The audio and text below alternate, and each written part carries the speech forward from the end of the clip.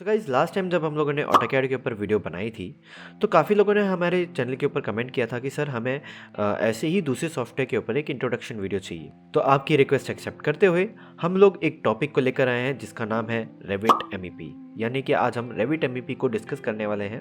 हाँ, हमने इससे पहले भी रेविट एमईपी के ऊपर काफ़ी वीडियोस बनाई हैं और कुछ इंट्रोडक्शन वीडियोस भी बनाई हैं, कुछ डिटेल एक्सप्लेनेशन वीडियो भी बनाई हैं, लेकिन ये पूरा ओवरऑल एक तरीके से होने वाला है। बेसिकली हम यहाँ पे एक थ्योरेटिकली हम यहाँ पे डिस्कस करेंगे, यहाँ पे कुछ हम प्रैक्टिकल नहीं करने वाले हैं। हम यहाँ पे ये जानेंगे कि रेविट एमईपी होता क्या है, इसको क्यों बनाया गया, क्यों ज़रूरी था, और यहाँ पे जो स्कोप है हम उसको भी डिस्कस करेंगे। साथ ही साथ में हम यहाँ पे ये भी जानेंगे जो एमईपी है, यहाँ पे जो मैकेनिकल इलेक्ट्रिकल प्लम्बिंग है वो क्या है, हाँ, और ये कैसे एक दूसरे से इतना डिफ़र करते हैं, और इन्हीं में से इनके अंदर कितने एस्पेक्ट्स हैं, मतलब इनके अलग अलग कितने स्कोप हैं, हम उनको भी जानेंगे। ठीक है। और अगर आप सीखना चाहते हैं इस सॉफ्टवेयर को तो हमने यूट्यूब के ऊपर ऑलरेडी प्लेलिस्ट बनाई हुई है ऑन दिस सॉफ्टवेयर। आप इसको जाके चेकआउट कर सकते हैं। रेविट एमईपी की प्लेलिस्ट अवेलेबल होगी। इसी के साथ साथ हमने रेविट एमईपी के ऊपर कोर्स भी डाला हुआ है बाकायदा, लिंक डिस्क्रिप्शन में है, और वो भी है on the PTS care expert official app. So without wasting any time, let's get started.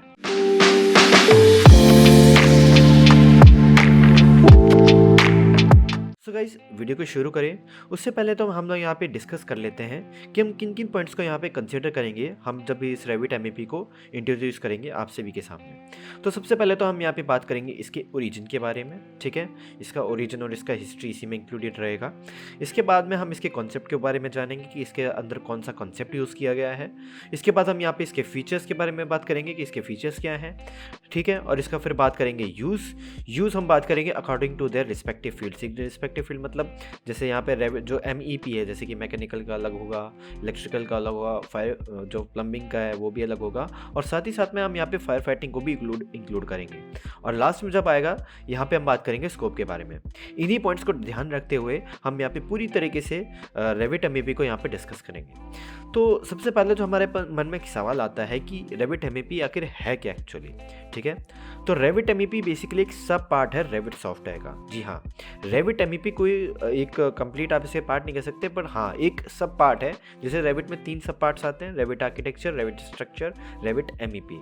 तो रेविट एमईपी जो है एक बीआईएम सॉफ्टवेयर है जो कि मैकेनिकल इलेक्ट्रिकल प्लम्बिंग के अंदर यूज़ किया जाता है, यानी कि मैकेनिकल वर्क्स के लिए, इलेक्ट्रिकल सिस्टम्स क्रिएशन के लिए और प्लम्बिंग सिस्टम क्रिएशन के लिए इसको यूज़ किया जाता है। सो गाइस, अब बात करते हैं इसकी हिस्ट्री के बारे में।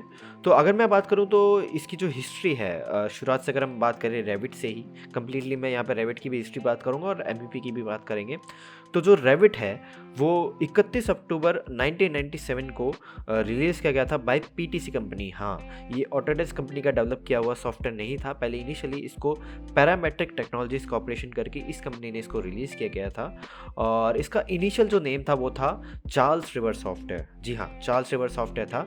फिर बाद में ईयर 2000 के अंदर इसका नाम चेंज करके रेविट कर दिया गया। ठीक है, रेविट टेक्नोलॉजीज कर दिया गया इसका नाम। बाद में ऑटोडेस्क कंपनी जो है, आपको पता है फेमस कंपनी है जिसने ऑटोकैड और 3ds मैक्स जैसे सॉफ्टवेयर्स बनाए हैं, उन्हीं ने ही इस सॉफ्टवेयर को ख़रीद लिया, इसको परचेज़ कर लिया, और बाद में इसका जो नाम है रेविट टेक्नोलॉजीज ही रखा गया। मतलब 2002 में इसको एक्वायर किया, 2000 में इसका नाम चेंज किया गया था एज अ रेविट। ठीक है, बाद में 2005 के अंदर रेविट स्ट्रक्चर को इंट्रोड्यूस किया गया, और 2006 में रेविट एमईपी को इंट्रोड्यूस किया गया, यानी कि ऐसे 2 सब पार्ट्स इंट्रोड्यूस किए गए थे। अब ये तो चलो हमने इसकी हिस्ट्री के बारे में बात की, हमने इसके थोड़ी सी ओरिजिन के बारे में बात की। अब बात करते हैं इसके कॉन्सेप्ट के बारे में, जो कि एक बहुत ही ज़्यादा मेन इंटीग्रल पार्ट है आपके रेविट सॉफ्टवेयर का, which is BIM, that is building information modelling. अब बिल्डिंग इंफॉर्मेशन मॉडलिंग होता क्या है, सबसे पहले तो इस चीज़ को समझते हैं। बिल्डिंग इंफॉर्मेशन मॉडलिंग का मतलब क्या होता है? Basically it is a concept, it is not a software, it is a concept जो कि आपके फिजिकल स्ट्रक्चर को एक डिजिटल रिप्रेजेंटेशन देता है। It means that your physical structure is represented as a digital representation और अ डिजिटल मॉडल। ठीक है, जो भी आप उस चीज़ में देखोगे, जो भी आपको दिखाई दे रही होगी इसमें, बिल्डिंग में walls, doors, Windows, beams, column, slab, HVAC वगैरह जो भी है आप देख रहे हो, वो सारा पार्ट क्या है? BIM कहलाएगा। ठीक है, अब BIM यहाँ पे किस तरीके के कारगर साबित होता है आपकी बिल्डिंग मेकिंग के अंदर, कि अगर मान लीजिए अगर आप कोई काम करने जा रहे हैं तो वहाँ पे काफ़ी चीज़ें इंक्लूडेड रहती हैं। तो जैसे अगर हम देखें तो ऑटोकैड क्या है, ऑटोकैड एक कैड सॉफ्टवेयर है, तो वहाँ पे हम सिर्फ ड्राफ्टिंग के रिगार्डिंग ही काम कर पा रहे हैं। लेकिन यहाँ पे क्या है कि आप ड्राफ्टिंग के साथ साथ 3D डिज़ाइन भी बना रहे हैं, तो ये क्या है कि बहुत बढ़िया प्रॉपर्टी है रेविट सॉफ्टवेयर की। तो यहाँ पे आप एकदम से तुरंत एक तरीके से जनरेट करते जा रहे हैं, you are calculating the loads as well. तो काफ़ी चीज़ें यहाँ पे हमारे पास एनालिसिस का भी ऑप्शन आता है, तो काफ़ी चीज़ें, तो ये BIM सॉफ्टवेयर हमें प्रोवाइड करवाता है।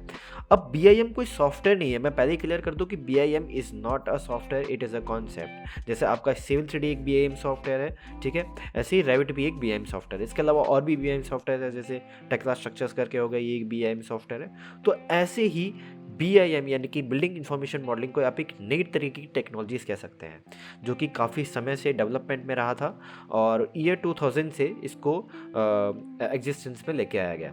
ठीक है, तो अब आ जाते हैं इसके फीचर्स के बारे में। जी हाँ, नेक्स्ट पॉइंट है इसके फीचर्स के बारे में। तो इसके फीचर्स क्या क्या है? सबसे पहले तो हम इसमें नंबर 1 3D मॉडलिंग और 2D ड्राफ्टिंग कर सकते हैं, दोनों ही चीज़ें एक साथ होती हैं यहाँ पे।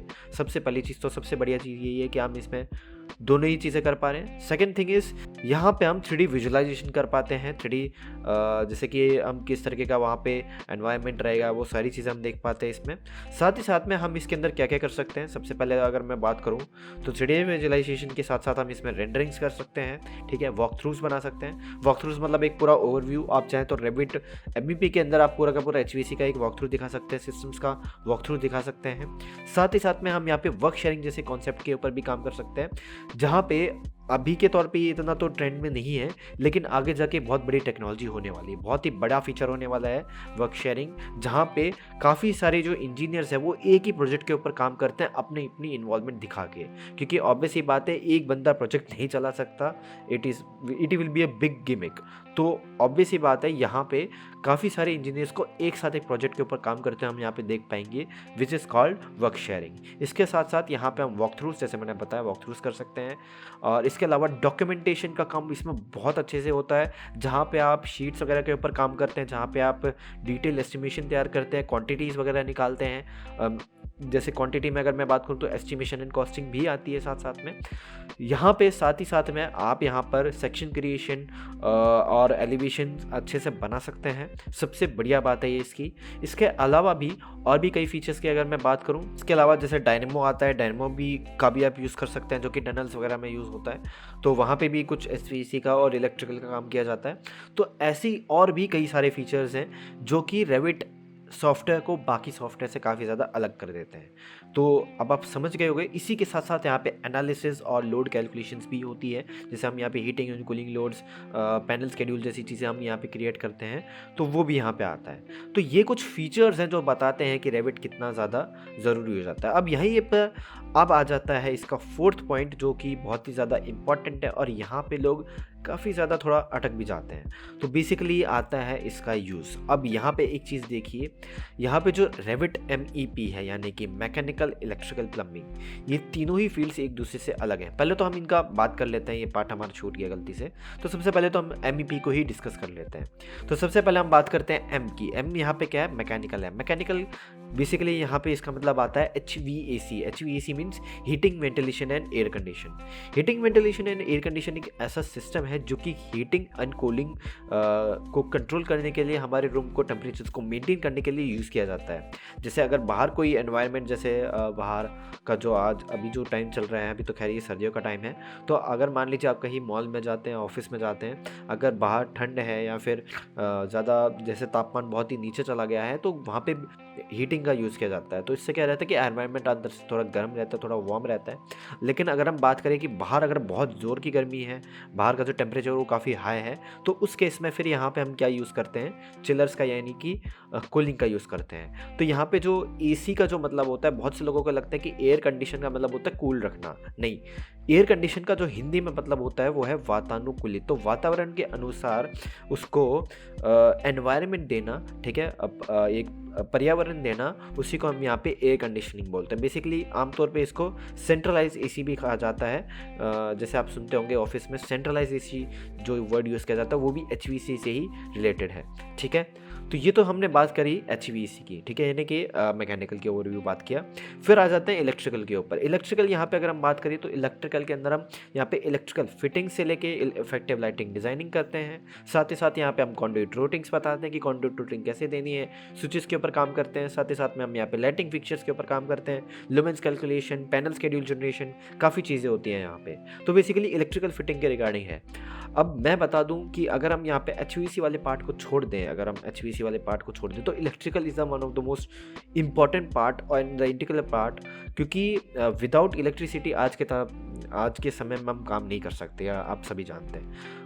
तो इलेक्ट्रिकल वाला पार्ट भी काफ़ी ज़्यादा इंपॉर्टेंट आ जाता है। अब आते हैं यहाँ पे प्लम्बिंग के ऊपर, ठीक है, यानी कि यहाँ पे हम बात करेंगे अगर पी की, तो पी का मतलब होता है प्लम्बिंग। प्लम्बिंग से आप समझ गए होंगे, यहाँ पे हम बात कर रहे हैं वाटर सप्लाई की, वेस्ट वाटर की, cold water systems, hot water systems, किस तरह से उसको डिज़ाइन किया जाता है, किस तरीके का लेआउट होता है, कैसे हमें स्लोप एडजस्ट करना है, ठीक है, पाइप प्रेशर कितना रखना है, फिर वो पंप रूम क्रिएशन, काफ़ी चीज़ें होती हैं। इसी में ही हम यहाँ पे फायर फाइटिंग को भी इंक्लूड करेंगे, जहाँ पे हम एचवीएसी के अंदर ही जैसे heating and cooling load calculation के साथ साथ वो भी होता है।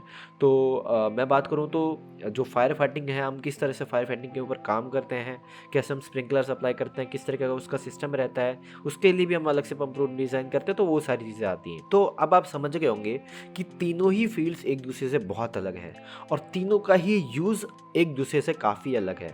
हाँ, आप ये कह सकते हैं कि थोड़े से इंटरडिपेंडेंट हम यहाँ पे कह सकते हैं, बट यहाँ पे जो मेन चीज़ आप समझ लीजिए कि तीनों का यूज़ जो इनकी रिस्पेक्टिव फील्ड है। अब जो अगला पॉइंट आएगा वो हम बात करेंगे स्कोप की, तो ये यूज़ के साथ ही जुड़ा हुआ है।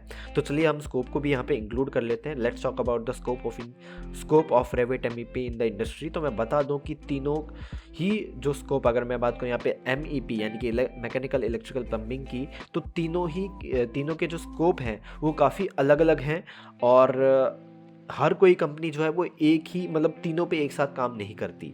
तो हो सकता है जैसे मैकेनिकल की अगर हम बात करें, एचवीएसी की बात करें, तो एचवीएसी के लिए अलग से कंपनी होती है, इलेक्ट्रिकल वर्क्स के लिए, इलेक्ट्रिकल फिटिंग्स के लिए अलग से हम कंपनी चूज़ करते हैं, प्लम्बिंग वर्क के लिए जो है पाइप रोटिंग वगैरह, उसके लिए हम अलग से कंपनी चूज़ करते हैं। तो तीनों की ही फील्ड्स अलग अलग हैं। तो अब यहाँ पे एक बात आती है कि आपको कौन सी फील्ड चूज़ करनी चाहिए। सबसे बड़ा सवाल ये है। तो देखिए आपका जिस फील्ड में इंटरेस्ट है, सिंपल सा बात है, सिंपल सा लॉजिक है कि अगर आप चाह रहे हो एचवीएसी के अंदर काम करना, आप डेडिकेटेडली एचवीएसी के अंदर काम करना चाह रहे हो, तो go for it, choose the HVAC work. अगर आप चाह रहे हो इलेक्ट्रिकल के ऊपर वर्क करना, अगर आप एक इलेक्ट्रीशियन है तो go for the electrical work, आप इलेक्ट्रिकल में जा सकते हैं। प्लम्बिंग के अंदर आप जाना चाहते हैं कि अगर आप प्लम्बिंग इंजीनियर है, आपको वाटर्स के रिगार्डिंग काम करना है, सप्लाई के रिगार्डिंग काम करना है, तो गो फॉर द प्लम्बिंग। तीनों के ऊपर एक साथ काम कभी नहीं हो सकता। इट इज़ मतलब ये कह सकते हैं कि एक इम्पॉसिबल सा टास्क लगता है। हो सकता है ऐसी बात नहीं, आप तीनों को ही एक साथ सीख सकते हो, बट मास्टरी तो आपको एक ही पे ही करनी पड़ेगी। अगर मैं बात करूं तो कुछ लोग ज़्यादातर एचवीएसी के ऊपर फोकस करते हैं, तो उनका इलेक्ट्रिकल प्लम्बिंग पार्ट ज़्यादा थोड़ा सा वीक में कहूँगा वो रहता है। तो मैं ये कहूँगा कि चूज़ द राइट थिंग। तो अब आपके ऊपर है कि आपको कौन सा चूज़ करना है। हमने आपको सारी चीज़ें यहाँ पे एक तरीके से मैंने आपको स्कोप वगैरह बता दिया अच्छे से कि किस तरह से आपको यहाँ पे चूज़ करना है। तो यहाँ पे हमने एक बात समझी कि why Revit MEP is important, why it is different from architecture and structure work. तो ये बहुत ही ज़्यादा एक अलग पार्ट आ जाता है, बहुत ही ज़्यादा एक डिफरेंट पार्ट है। बिकॉज अगर हम यहाँ पे एचवीएसी वाले पार्ट को ही इग्नोर करें तो इलेक्ट्रिकल एंड प्लम्बिंग आपको रेजिडेंशियल में भी देखने को मिल जाता है। हाँ, हो सकता है कि लोग वहाँ पे एचवीएसी यूज़ करें, लेकिन हम यहाँ पे अगर मेनली फोकस करें on the electrical and plumbing work, तो then it will the one of the most common thing that you can use. तो हो सकता है कि अगर किसी को अपना घर बनवाना चाह रहा है, कोई घर बनवा रहा है, उसके अंदर कोई लाइटिंग का काम करना है, तो वो आप यहाँ पे कर सकते हैं। मान लीजिए कोई मतलब घर में ही कोई प्लम्बिंग का, ऑब्वियस ये बात है, without electricity, without water supply, waste water proper dispose, जो वेस्ट वाटर हम छोड़ रहे हैं उसको भी प्रॉपर्ली डिस्पोज ऑफ करना पड़ता है। तो उसके लिए भी आप यहाँ पे वे बताओगे कि किस तरह से वो बाहर निकलेगा, किस तरह से आप पानी को जो वेस्ट वाटर उसको बाहर निकालोगे, कैसे आप कोल्ड वाटर सिस्टम्स को यहाँ पे डिज़ाइन करोगे, किस तरह से पानी आएगा, कैसे उसका फ्लो रहेगा, मतलब वो सारी चीज़ें आप यहाँ पे डिसाइड कर सकते हो। तो this is a very big software. तो आप यहाँ पे स्कोप तो मान लीजिए आपको naukri.com पे चले जाइए, वहाँ पे भी काफ़ी स्कोप है। MEP के ऊपर काफ़ी मिल जाएंगे आपको, HVC मॉडलर के ऊपर मिल जाएंगे, BIM मॉडलर के ऊपर मिल जाएंगे, BIM MEP के ऊपर मिल जाएंगे। तो देयर आर मैनी स्कोप्स। अगर मैं बात करूँ तो जैसे L&T काफ़ी बड़ी कंपनी है, एयरकॉन है, HCC है, काफ़ी सारी ऐसी कंपनीज है, GMR है। तो these are the very big giant companies, जो MNC कंपनीज है वो तक इसका यूज़ करती हैं। तो अब आप समझ सकते हैं कि इसका कितना बड़ा स्कोप है।